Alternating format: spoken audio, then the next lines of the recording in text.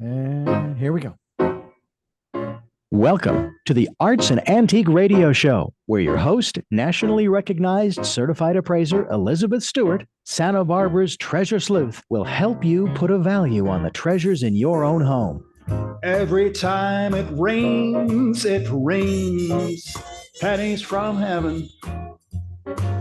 Don't you know each cloud contains pennies from heaven? So let's find out. How valuable In is it? 3, 2, 1, you're live. Hello, hello, hello, Santa Barbara. It's your chantress of everything valuable and beautiful, Elizabeth Stewart. Got a story for y'all, and it is in aid of a celebration of the Ojai Art Center Theater presentation of The Crucible by Arthur Miller. And this particular play is a favorite of mine. It starts September 27th and runs through October 20th. With some matinees involved as well, and Friday and Saturdays at 7:30 p.m.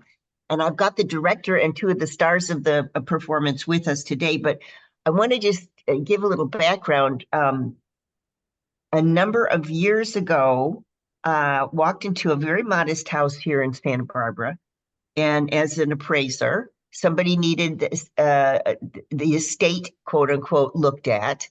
And there was a framed letter, and it had been on the wall for a number of years, covered in dust on the top. And the owner of the house was not sure where that letter came from, but had seen that letter all his life and just had, kept it up on the wall. And it was a letter that talked about Salem, Massachusetts. And it went back to the 1600s. And there were mention of a lot of the names that are familiar in the Salem witchcraft trials.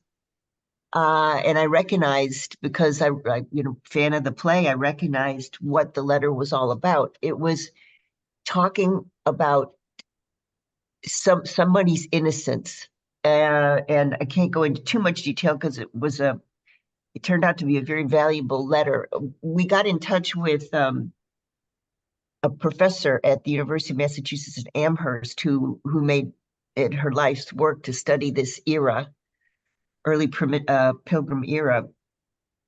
And she ascertained, yes, it was right after the first of the trials where the public, quote unquote, the men of Salem were asked to opine on someone's innocence or complicity as a witch. And so I'm up close and personal with this play, and remember that letter and how interesting it was to, hold in my hands a piece of that history. And I have with us today the director of the play, The Crucible, at the Ojai Art Center Theater, Rosie Gordon. And I found online that Rosie has been in and out, behind and in back of the camera for her life as an actor. She's a director, as I say, but she's known for The Guest House in 2016, and then Pre-Flight Launch in 2013, Two Drags and a King in 2014. And I want Rosie to introduce herself a little bit, but I want to also read what Rosie has to say about the play. She's written this little short paragraph in the front of the playbill, and I thought it was wonderful.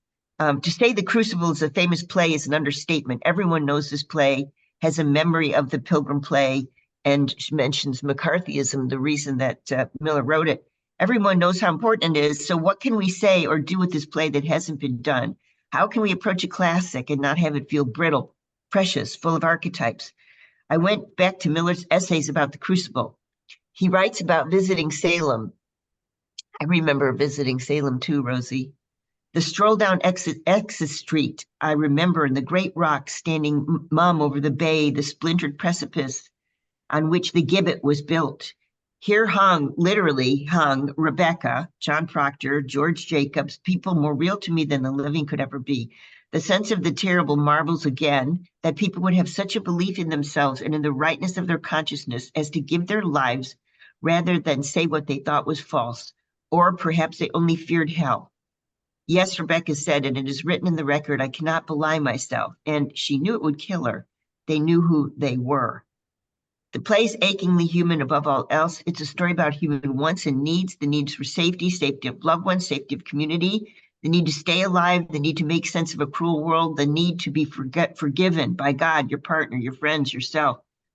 This story and these people are not frozen in amber or stuck in antiquated time. They live electric, desperate, real. They're faced with terrible choices. Some choose betrayal, bureaucracy, violence. Some choose integrity, forgiveness, love.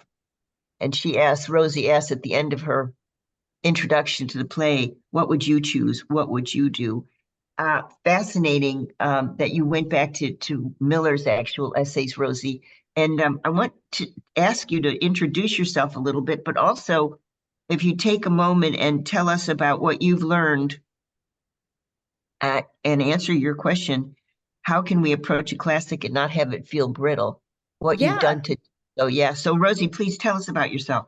Well, Elizabeth, I wish I were as talented to have actual film credits, but I think there might be another Rosie Gordon who is more well-versed in film than I. I just do theater. I'm not talented enough to do film. So I do theater. I was born and raised in Ojai. I used to do the Ojai Shakespeare Festival.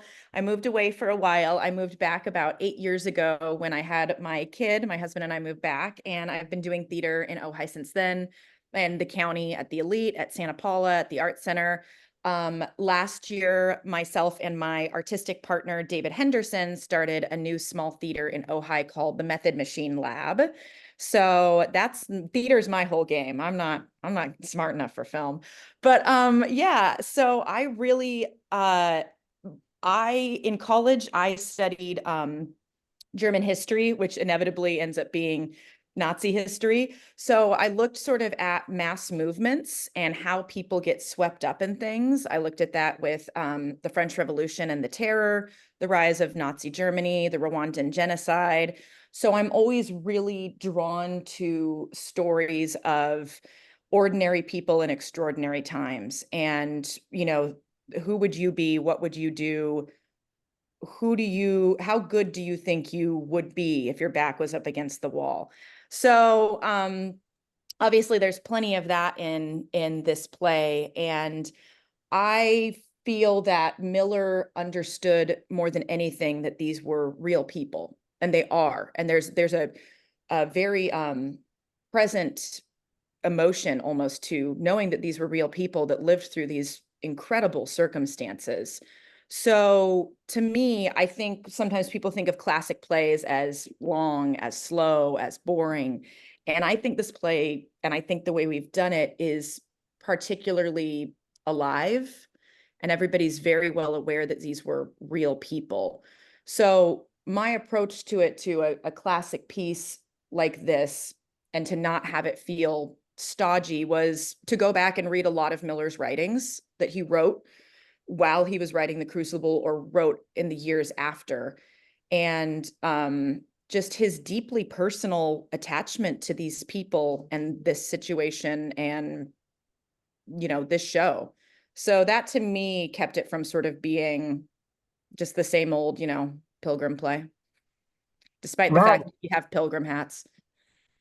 So did you, Rosie, did you happen to look at some of the past? There's been a couple of movies written or actually based on the play. I guess the most recent one I watched a couple of times as I thought it was well done, but not as moving as the play itself. Did you?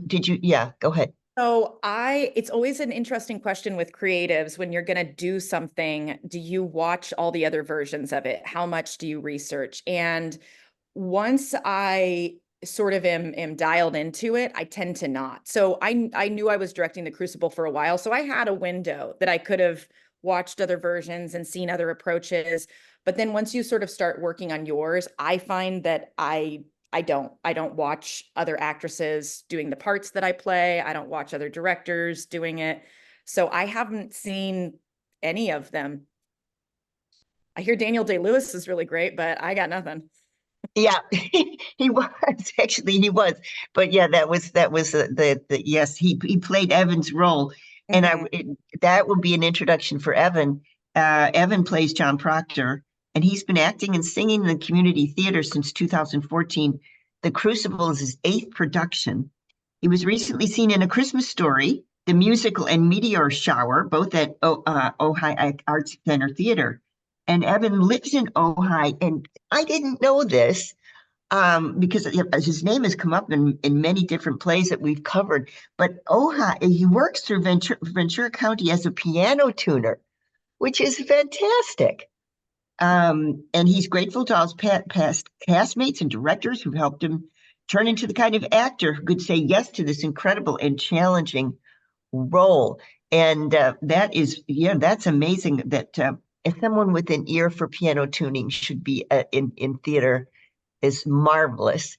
And when we get back from the break, I want to introduce Abigail Williams, the wonderful actress who plays Abigail is with us, Hannah Luyet. And I hope I'm pronouncing your last name right, Hannah. Am I? It was pretty close, Louette. Luette. Okay. Okay, Hannah Luette. And she is a graduate in 2023 from San Diego State University, bachelor's degree in theater art and performances. And she is the company manager of the Method Machine Lab in Ojai, which is what Rosie was talking about. Rosie's the founder. Her most recent acting roles have been Winifred in Witch by Jen Silverman and Carrie and the Unpackers by my friend Susan Kalajian. I've had Susan on the program a million times. She's a real powerhouse. And she has some friends that she wants to thank, Conti, Connor, and Brooke. And who are they, Hannah? Who are those three? So my roommates, my dear best friend of 10 years, Conti and her boyfriend Connor, they've been absolutely pillars in my life. They run so many lines with me. They're so sweet. And then my dear friend Brooke, she lives in Ojai as well, and they have been the ones running the most lines with me, answering my phone calls with 1,000 questions. So just a special little thank you to them for, you know, being the people I call with like, hey, what do you think about this one line? Yeah, right. And I have to say, Hannah, so my sister is a SAG-AFTRA actress in New York, and she does challenge.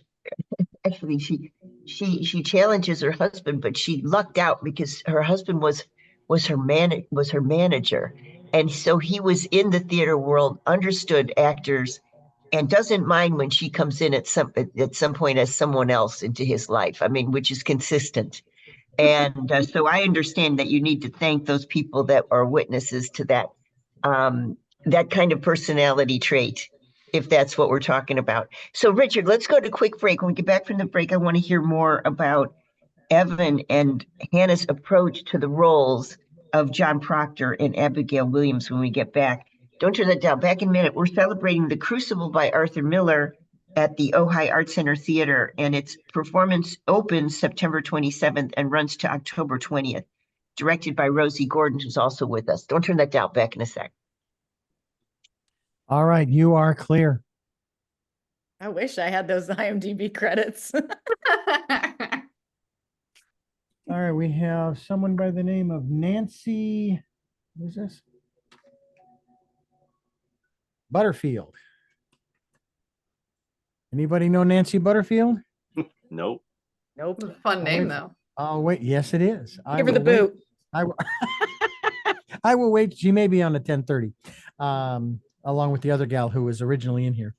I'll check with Trying Elizabeth. to steal our thunder. Give her the boot. By the way, do you guys have a very large pool of water on stage to test whether they are witches or not? If they float, they're witches. If they drowned, they're not witches, right? Remember, that's the criteria. We thought about doing a whole large scale installation, but the community theater budget is a little meager for that, unfortunately. Well, water's not that expensive. Come on. Elizabeth, Nancy Butterfield is in the waiting room. Is she Okay, for 10:30? Yeah. All right. So we've got about 10 minutes left here. It's 20 past. So we'll be ready to go at the bottom of the hour. I'll let her and the other gal who has not returned yet, or was that Nancy that came into the room initially? Yeah, that was Shirley. Shirley. Okay, Shirley and Nancy. Okay, here we go. We're going back live. In 3, 2, 1, you are live. Welcome back. It's Elizabeth Stewart. We're talking about the production at the Ojai Art Center Theater, The Crucible by Arthur Miller. And we have with us the director, Rosie Gordon, and the two stars of the show, Hannah Luette, Hannah Luette and Evan Austin. Let's start with Hannah. Hannah, how do you approach the role of Abigail Williams? What went through your mind?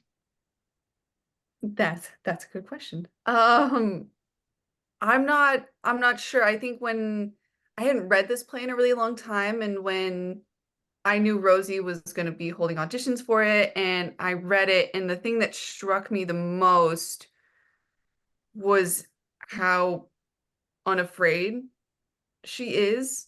You know, she's clearly someone who doesn't hold a lot of power, who doesn't have a standing, has been kind of thrown around, and people make all these decisions for her that she doesn't want. And she is fighting for her life courageously against all of it, no matter what. And that's really exciting as an actor when you have that permission to just go for it. And she's wild, you know.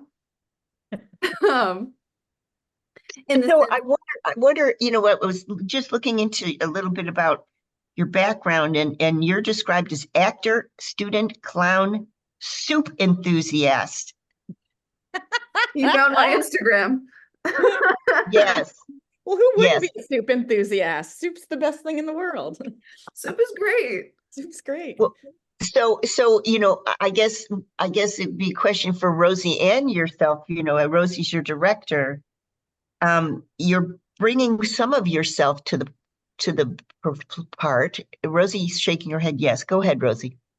No, I think Hannah's an immensely talented actress, among other things. I've directed her in shows, she's stage managed, she's our company manager, she's incredibly talented. And there's something really interesting about Hannah when she's on stage. You're intrigued by her decisions. You want to watch what she's doing. And Abigail, the character of her, she's a very interesting character. A lot of productions have her sort of be the like teenage femme fatale seductress. And I just don't think that it lends itself to that. So I was really excited to work with Hannah on this because she understood that this character wasn't just like sexy teenager, accusing people of witchcraft. It was much more layered and nuanced, and Hannah is a real thinker as an actress, sometimes overthinker, but she's a really smart actress. And I knew that she would bring a deceiving innocence and a quick intelligence to this part. Wow, that's well said. Deceiving innocence. Yes, I can see. I can see. Just to out of my own curiosity, a soup enthusiast. Hannah, is it that you you're a chef on some level? You're laughing. She just likes soup, I think. I did not prepare for this question today. This is the one thing I was not expecting. I do like to cook. I love cooking. There you go. There you go. It makes a lot of sense. So I will withhold my question as to what your favorite soup might be. I will ask it another time, unless you want to volunteer. Volunteer? Well, I am a sucker for a butternut squash. Oh, there we got the thumbs up from Evan. Evan, just going quickly back to you. Preparing for the role of John Proctor. That's got to take some real mind bending, I guess. Knowing how powerful the role is. I mean, what do you do when you? How do you walk on stage? I guess is what's in your head? I think most of the time, what's in my head is a confidence that's not necessarily asked for or earned, at least in his own mind. And used to being, if not obeyed, at least respected. as a salt of the earth type of person, not as a wealthy throw his weight around kind of person. I think there's a lot of ways to play John Proctor, and one of the things that I think most literature and media teaches us to do is oversimplify things into who's the good guys and who's the bad guys. And this play either doesn't have any or has all of those. Nobody is a good guy or a bad guy. They're all. So I have to believe in my goodness, but then question it and doubt it and try to reclaim it. And what's interesting to me is that there's a famous book, and I was trying to remember the title so I could quote from it on our interview today, but the author talks about, as Rosie did when she was studying as well, about mass hysteria. And he looks at mass hysteria as a communicable disease. And it's super interesting. And he goes back, way back in time, back in history, to talk about eras in which this disease was communicated through the populace, as Rosie mentioned when she was studying. So do you think anything about that, Evan, as you step on stage? Yeah, John is one of the very few people who does not catch that disease. Right, that's where I was going with that, yes. Yeah, so seeing everyone around him either already having it or starting to catch it and seeing it spread is just increasingly disturbing and concerning. But he doesn't catch it. It's so interesting. Even today, I mean, I was thinking about this interview and I was kind of half listening to NPR, and Meghna Chakrabarti was talking to a woman in Afghanistan about the new Taliban rules where women cannot speak in public. And so this is the new edict that came down just a few days ago. They can't speak in public, can't laugh in public, can't sing in public, cannot raise their voices in the home. And I'm thinking about that and how the whole society can buy into that. It's nuts. But we have it today, and that's Rosie was saying in her introduction to the play. This is very prescient to actually be performing the Crucible right now is super prescient, in which we've got things happening in our world that smack of mass hysteria in ways, which is really disappointing, right? I would love for this play to be completely irrelevant, no connection right, themes at all, right, and foreign and outdated. But unfortunately, yeah, it has themes that always have a place to go and are always sort of occurring, and the misogyny that's in it too, I think is a really, really fascinating thing, and something that continues to. How do we control women? What do we do with women that we fear? How much can women speak? What can their part be in society? So yeah, there's always, unfortunately, something relevant about this play. Yeah, I think that is so interesting, Rosie, that you bring it up, because of course Arthur Miller had a very famous wife at one point. Yes, he did. Yeah, so Marilyn Monroe. And when we talk about the archetype of femininity and the archetype of beauty, and here he is dealing with that sort of thing in this play. What's the role of women? Yeah, and he actually, my personal theory is that, and I cannot, do not come from a Miller estate, I'm making this up probably. He met Marilyn Monroe in 1951 when she was dating Elia Kazan. Kazan, and rumor was they had an affair. He was married to a woman who he called very cold and unforgiving. Elia Kazan was summoned for the House Un-American Activities Committee in 52, and then Miller wrote this in 53 and divorced his wife 2 years later. So my personal thing is that this is him trying to grapple with the guilt of cheating on his cold wife in an environment where are you good, are you bad is sort of constantly being questioned. So he cheated on who? I think this is all, I'm like spreading gossip at the water cooler at the office. I have a theory that Miller had an affair while he was married to his first wife, And this play to me is a lot about the guilt of that, of nobody's really good or bad. I did what I needed to do, but it was still wrong. I know why they are the way they are, so sort of the moral complexity of dissolving relationships. So, when did I he could be wrong. marry? When did he marry Marilyn Monroe? 56. He divorces And his when was this play written? he meets her in 51. He writes this in 53. He divorces his wife in 55 and marries her in 56. Okay, got it. Interesting Yeah. theory, interesting background on that. Yeah, you got to have a few, low stakes conspiracy theories in your life. You're right. Speaking of Nothing mass serious. hysteria, right? And I just have to close out this half hour because we're bringing in two new voices to talk about the Harvest of Colors quilt show at the Earl Warren Showgrounds. Interesting. We've got sort of a frontier, early American stuff going on.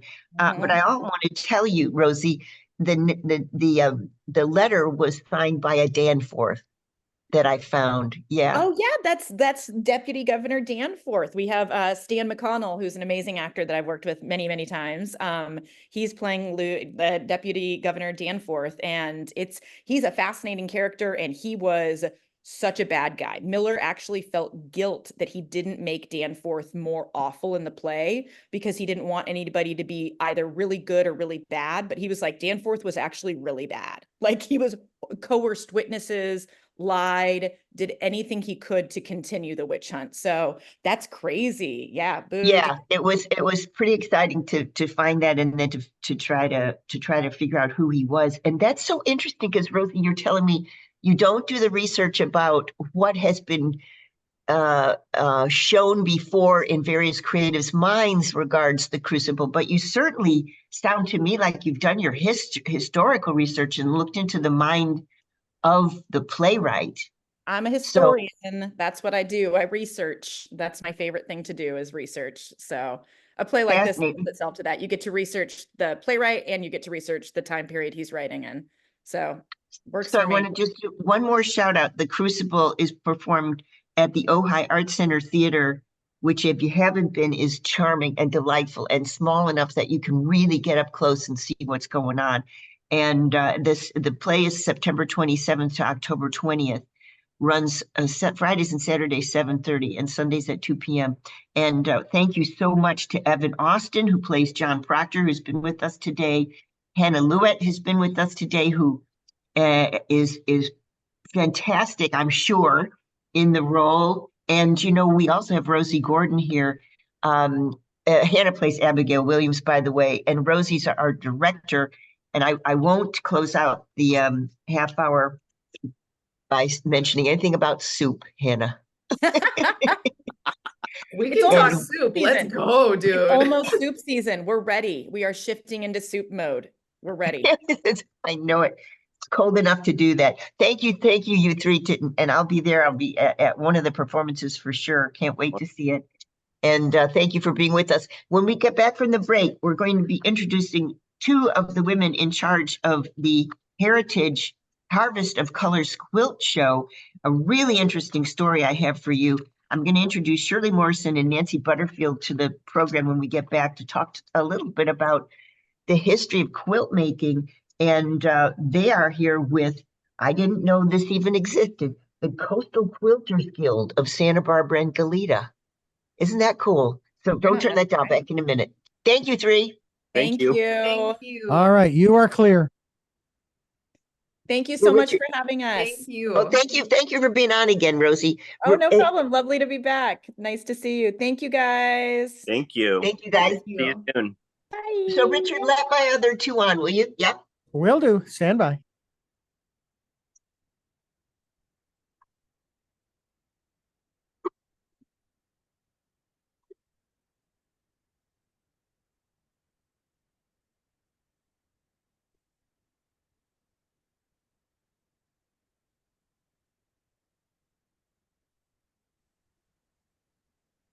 Hello, I'm here.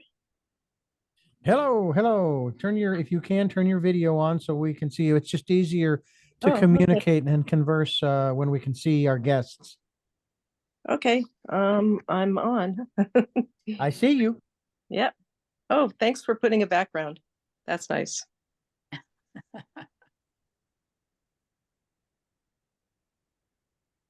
Hi, Nancy.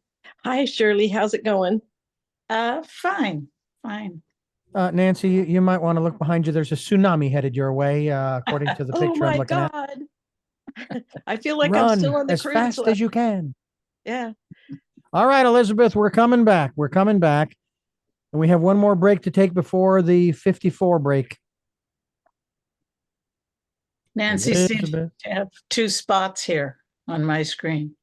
I shouldn't, because I did just test joining it from my Chromebook, but I left the meeting. So whoever's the host of this, if you see another session of mine that isn't this one. No turn worries. it I on. only see you Okay, one good. time. All right, here Okay, we go, Elizabeth. Coming on in 3, 2, 1. You are live. Welcome back. It's Elizabeth Stewart, and I'm talking with Shirley Morrison and Nancy Butterfield.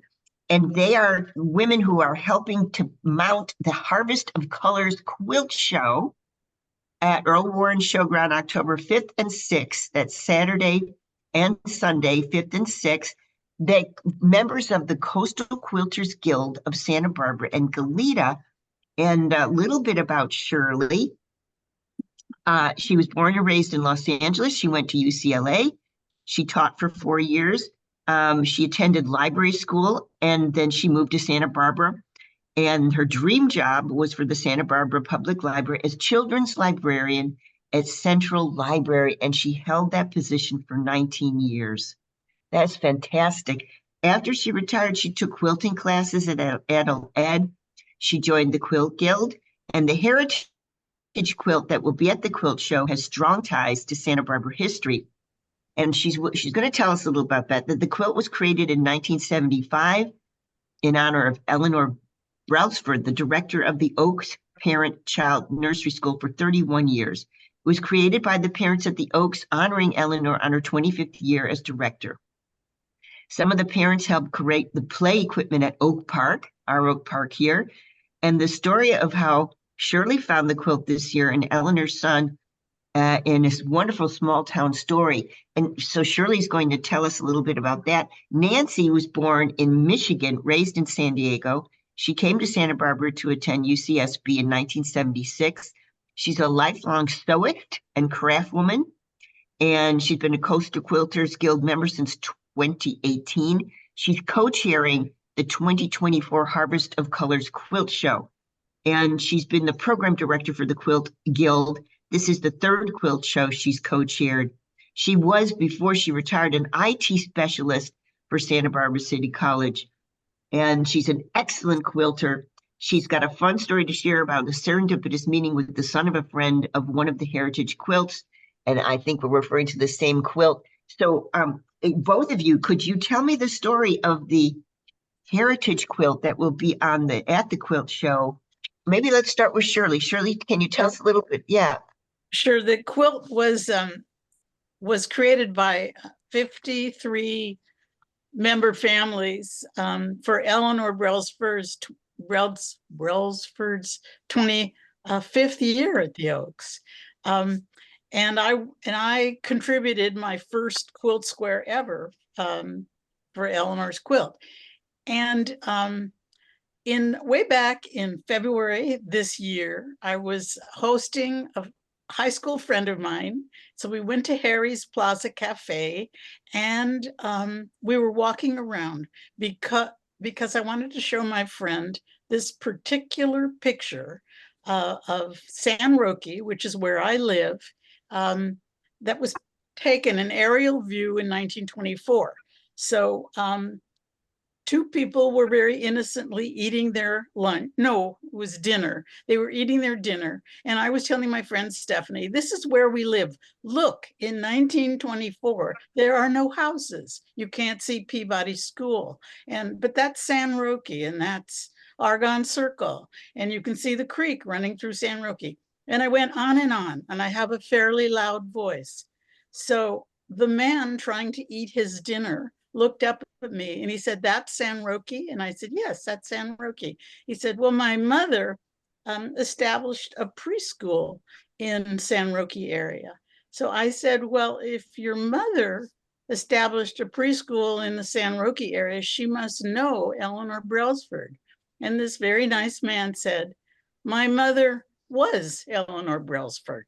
So we all laughed, and I said, "My goodness," and "Yes," and "My goodness," or whatever I said, who knows.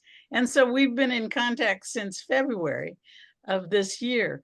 And I was one of the people, one of the 53 families that created a quilt square. So I asked him about it. Did he remember it? Does he know where it is? And he said, "Yes, I do know where it is. It's on my sister's old bedroom."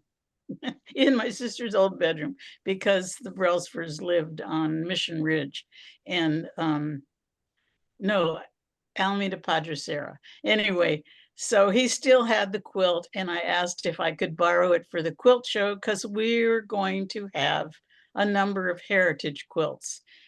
So I borrowed it, and it's going to be on display at the quilt show in October.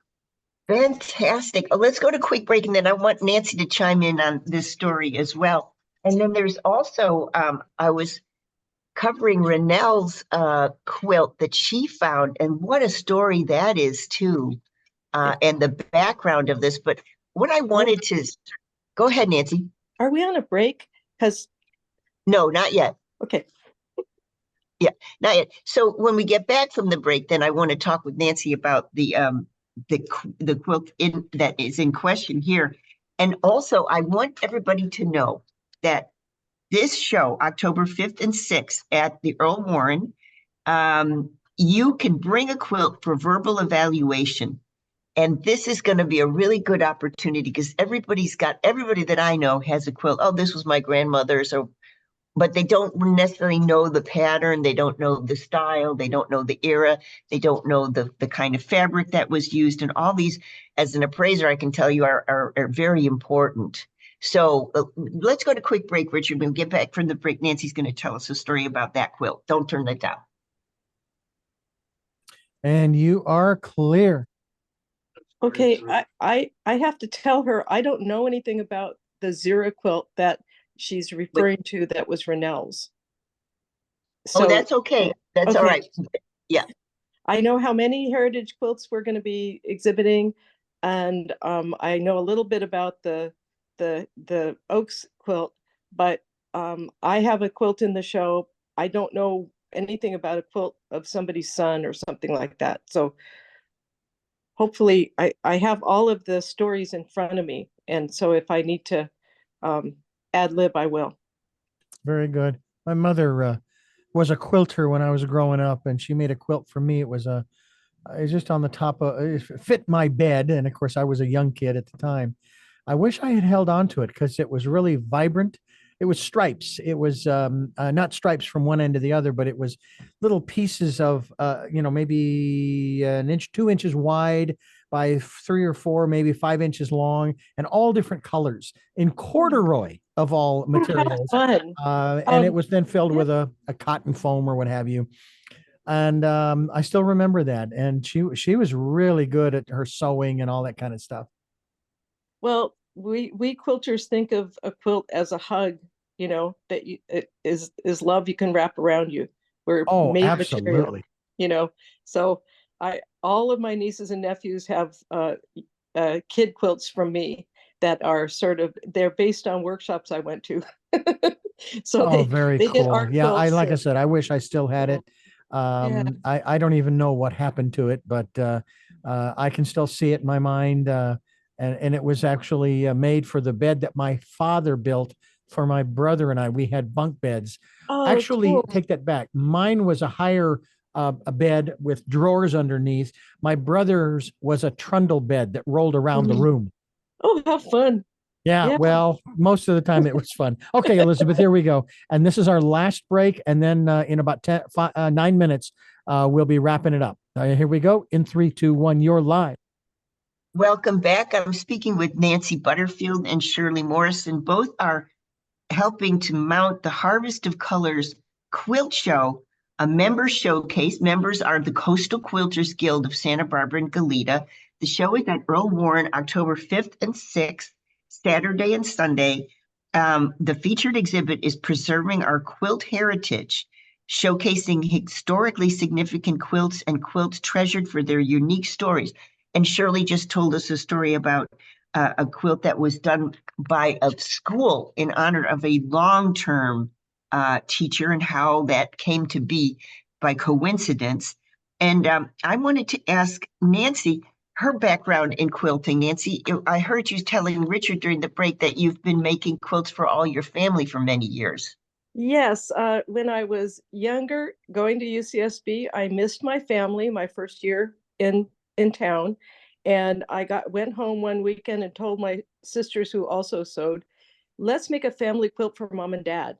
So I made each of them make a square, kind of like Shirley's idea, or the idea behind the Oaks quilt. And my parents, my dad opened those blocks and just was over the moon. They represented every member of the family at that stage in their life. That quilt traveled with them in their motorhome all over the U.S. and Mexico, and Canada and Alaska for many years, and it held a place of prominence in their home for all their lives. So we called it the family quilt, and so that was and then many years of working and raising kids and stuff. I did a little bit of quilting, but a whole lot of sewing. And once I retired, I was able to devote more time to this pastime. It's not really a hobby; it's a passion. So I like all different types of quilting, and I've tried my hand at many of them. And the result is often a quilt for a niece or nephew who's new to the family, and it's been really fun. So one of the things that I was really fascinated to hear is that one of your members was gifted a what Nancy's calling a block. So it's this one of the squares of a quilt is called a block, and the applique square all put together. She was gifted a number of those and traced the provenance back to the very beginning of the 1900s. And and the quilt was worked upon in its origin story on the Wyoming frontier in 1901. I mean, fantastic, because when you think about it, for 200,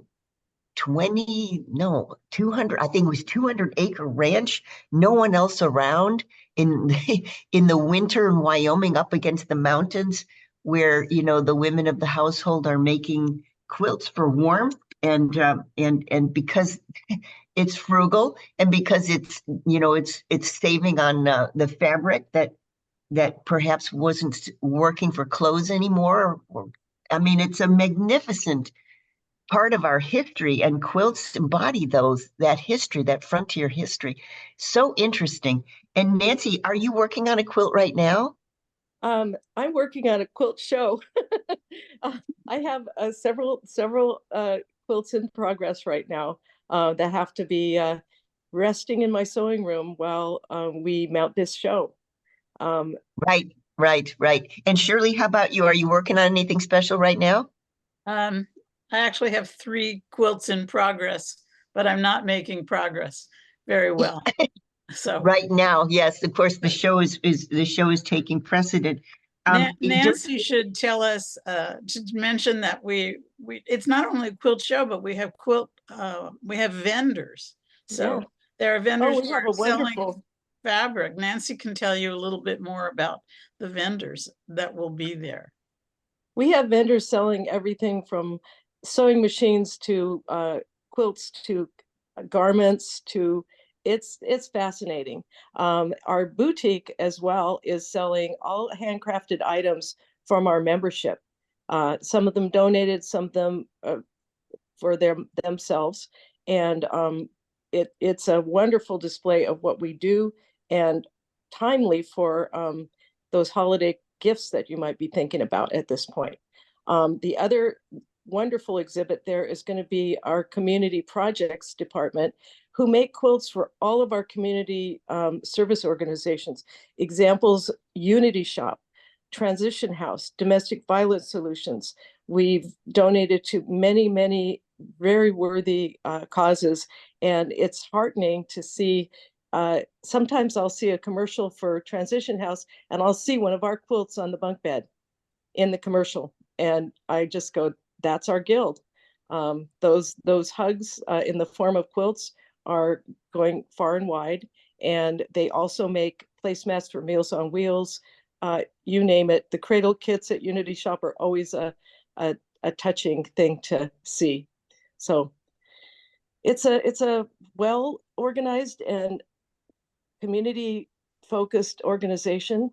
And one of the nice things about this theme is that we are preserving our quilt heritage, and our mission is to educate ourselves and to our community about quilting and how important it is. And it's a darn good art show. It's just, we have incredible quilters, and it's I mean, we all drift into museums to see special shows. Just think of it as a very special show to see amazing quilts. And they are not just bed quilts or something. Actually, a bed quilt is all too much for me. So my specialty is 24 by 24 inches. And it's charming. It gets laughs, or it touches the heart. So it's definitely a show of art, which should, as Dangerfield said, it should get no respect. Anyway, quilting is just not a domestic art. It's an art. So it's an definitely, definitely. I understand what you're saying. Also, I just wanted to let people know this is the Harvest of Color Quilt Show. Member showcase of the Coastal Quilters Guild of Santa Barbara and Goleta. It's October 5th and 6th, Saturday 10 to 5, Sunday 10 to 4 at Earl Warren Showgrounds. Tickets, www.coastalquilters.org. So coastalquilters.org, and that's where you're going to get your tickets. And the ticket holder is going to be allowed entry and exit for the 2 days. So, you can come and go as you want Saturday and Sunday. And definitely what Shirley said, I totally agree with that. Some of the quilts that I've seen, during my 30 years of appraising, art in general, they are works of art, and they are incredibly detailed. And you just have to see one up close and personal to see how much effort and how much creativity go into these things. Also, geometry. Super complex geometry in some cases. Thank you, Shirley. Thank you, Nancy. We'll see you at the Harvest of Colors Quilt Show. Thanks for being with me. Thank you, Elizabeth. Do come. All right, folks, you are clear, and thanks for that trip down memory lane, ladies. Yeah, quite welcome. Yeah, very cool. Yeah, that would be so cool if it just somehow turned up one day. I probably would actually frame it and put it on the wall because it was so memorable for me. Yeah, we'll show you how to put it on the wall easily. Yeah. Oh, I was just going to use some nails. Sure, in the corners. Yeah. So if you guys want to come to the show, we've got tickets for you. Oh, wonderful. But and I apologize for not picking up on this. And the show is going on. Is it Earl Warren? Earl Warren in the Rotunda, free parking, 10 to 5 on Saturday, 10 to 4 on Sunday. And if you want, I can put tickets at will call for you. 10 to 4. Go ahead, and for Saturday, I have to come down here to do a ball game Saturday evening, and probably just want to make one try. So let's try Sunday, and hopefully my wife will want to come down and go to that. I think it'll really be cool. Okay, and you're Richard Dugan? Correct. Okay, 2 tickets. We'll call. And how about you, Elizabeth? She's already left. Oh, okay. Well, she'll work it out with you now, I guess. Oh yeah, I'm sure she will. Yeah. Ladies, thank you so much. Have a great, great weekend. You Thank you you, too. Richard. All This was right. fun. Thanks. Bye-bye. Bye. Bye.